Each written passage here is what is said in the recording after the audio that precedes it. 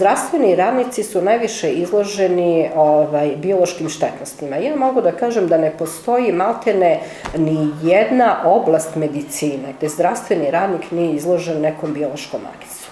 Počevši od primarne zdravstvene zaštite do svih nivoa sekundarnog, tercijarnog. Međutim, postoje neka zanimanja, odnosno usko-specijalistička zanimanja gde su radnici više izloženi u odnosu na ostale. To su pre svega radnici koji rade na infektivnim odeljenjima, radnici koji rade na pedijatriji, radnici koji rade u salama, odnosno hiruške grane, uključujući i anesteziološku granu u tu oblast, kao i radnici koji rade u interventnoj kardiologiji, endoskopiji, bronhoskopiji i grudna odeljenja. Određena izloženost biološkim štetnostima, odnosno oboljenja nastalo kao posledica biološkog rizika u radnoj sredini, ako ste izloženi, priznaje i za profesionalno oboljenje. Tako se priznaje tuberkuloza, recimo, kod osoba koje rade na grudnim odeljenjima i odnosno ATD-ima, gde su izložene, dejstvu bacila tuberkuloze, normalno, koja je rezistentna na terapiju, jer se ona da nas leči.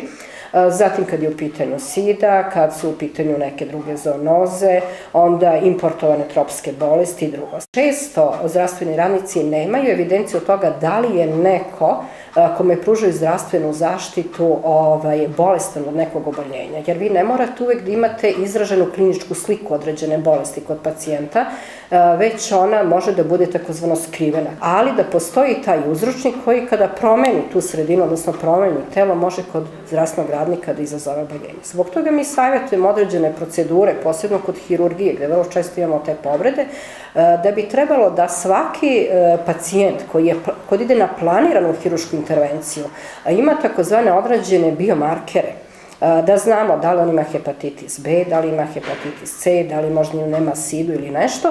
Normalno, zdravstveni radnik koji radi neku hirušku intervenciju ili pruža određenu medicinsku intervenciju, on mora da primi takvoga pacijenta i da mu pruži zdravstvenu zaštitu, ali tada se koriste dodatne mere lične zdravstvene zaštite. U slučaju da se desi povreda u takvoj situaciji ili ako ne znamo o kakvom pacijentu se radi, da li je on testiran pre toga ili nije u tim hitnim stanjima, mi tražimo da se odmah normalno odrade ti biološki markeri, da se to evidentira, da se zapišu podaci pacijenta, da se zapiše vreme kad se to desilo, da bi se u nekom kasnijem kontekstu koliko dođe do oboljenja, moglo to da se utvrdi kao profesionalno oboljenje. U zemlji Srbiji ne postoje prema našim saznanjima nikakvi, da tako kažem, transporteri, kako je to u zemljama Evropske unije, popularno se to kod nas zovu liftovi za dizanje pacijenata, znači mi nemamo tih mogućnosti. Kod nas se uglavnom prenošenje pacijenata, manipulacije, sve intervencije vrše ručno. Uzimajući u obzir da je recimo za osobe ženskog pola koje su najčešće zastupljene u zdravstvu, odnosno pružaju poslove nege pacijenata u zdravstvu, dozvoljeno dizanje do 40 kg, odnosno 25 za ženu do 45. godine. Kad imate pacijenta 70 kg, možete da shvatite koje je to opterećenje za zdravstvenog radnika. Najčešće mišićno-koštani poremećaj u zdravstvu jeste taj bolni sindrom leđa. I to najčešće lumbalni sindrom. Iza tog lumbalnog sindroma vrlo često se krije ta diskus hernija, znači oštećenje intervertebralnog diskusa.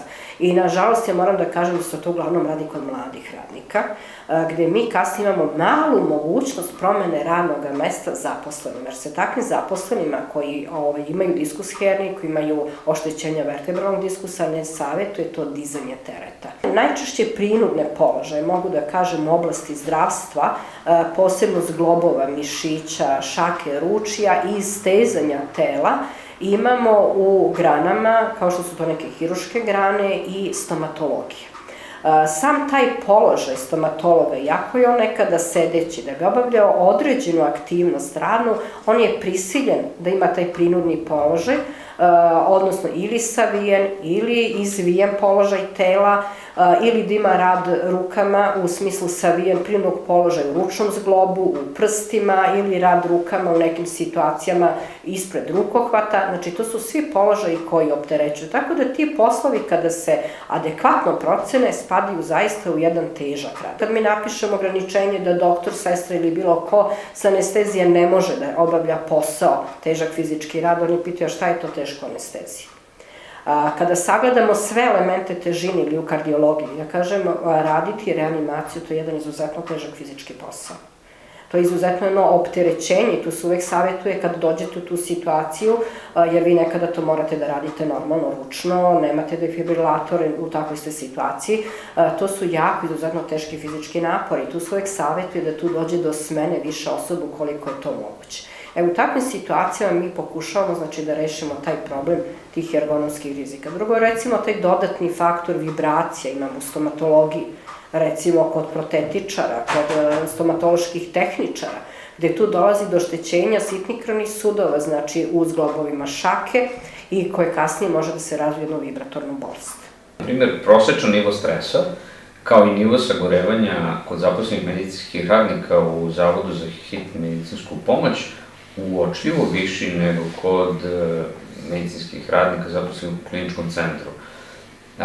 Da se takođe nivoi oba poremećaja u funkcionisanju kod medicinskih radnika zaposlenih u kliničkom centru u hiruškim i nehiruškim granama koje smo poredili neznatno razlikuju, tek neznatno razlikuju, a da se struktura stresogenih činilaca sindroma sagorevanja zaposlenih u Zavodu za hitnu medicinsku pomoć i kliničkom centru znatno razlikuju.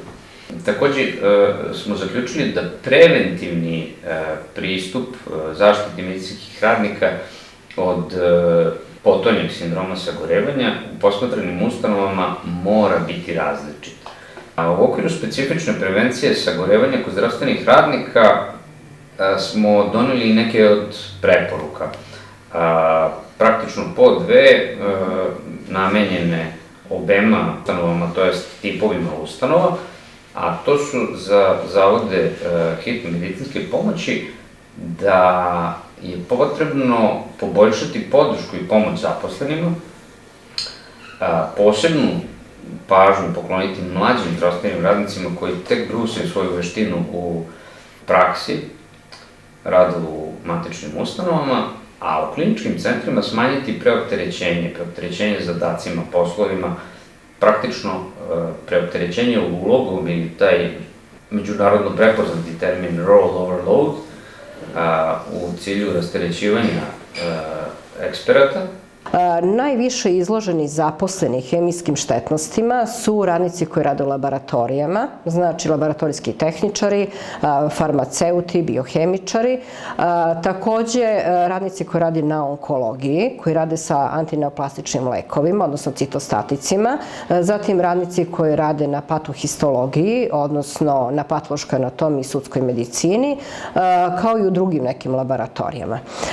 Ja moram da kažem da neke od ovih materija, poput tetra, halotana, pripadaju grupi kancerogenih materija i tu se strogo vodi računa, znači kakve se mere preduzimaju i da ne dođu u, da kažem, radnu sredinu, nego da budu u nekim zatvorenim sistemima. Takođe u laboratorijama mi imamo upotrebu od manje opasnih, da tako kažem, materija koje, ako možemo da kažemo, nisu štetne za organizam, pa do materija koje, poput recimo jakih baza, jakih kiselina, kancerogena i nekih drugih jedinjenja koja mogu da budu kancerogena. Studija pokazuje da sagorevanje, posebno u zdravstvu izraženo, i da ukazuje na 36,2% zdravstvenih radnika pati od visokog sagorevanja. Od anksioznosti, uglavnom oni leče pacijente, ali zdravstveni radnici su i tom riziku i pate 11,4%. Od razdražljivosti 15,2%, od depresije pokazalo je da od ukupnog broja zdravstvenih radnika koji su anketirani 32% boluje od depresije.